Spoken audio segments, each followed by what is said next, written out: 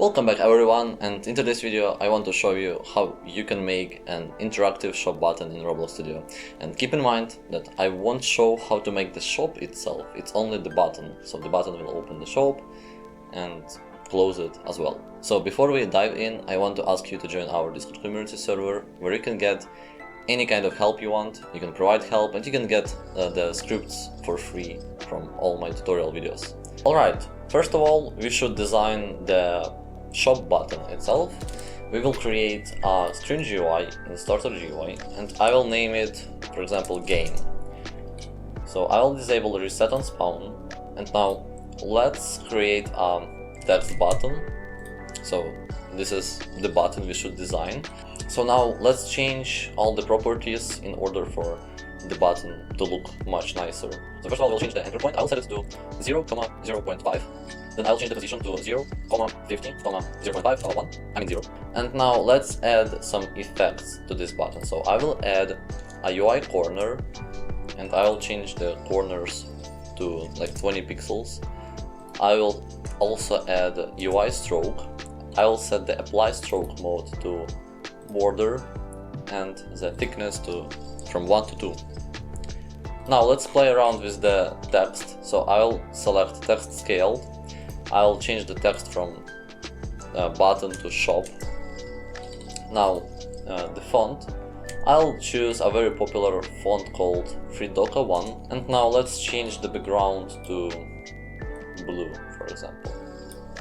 Okay, now I want to rename this button to shop, and I will add a local script to it, but I won't write any scripts yet.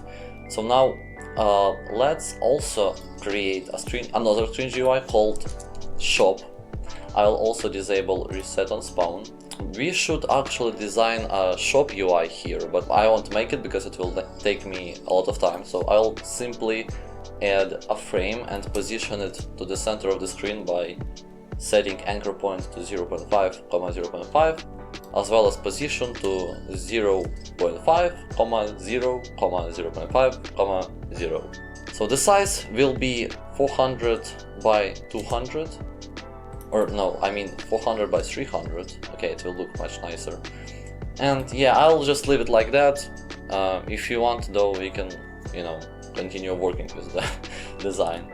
So now I'll disable the shop screen GUI. And now let's get back to that local script, which is in the shop button, and I will name it shop button. Okay, so in this script we should get the button by writing local button equals to script.parent.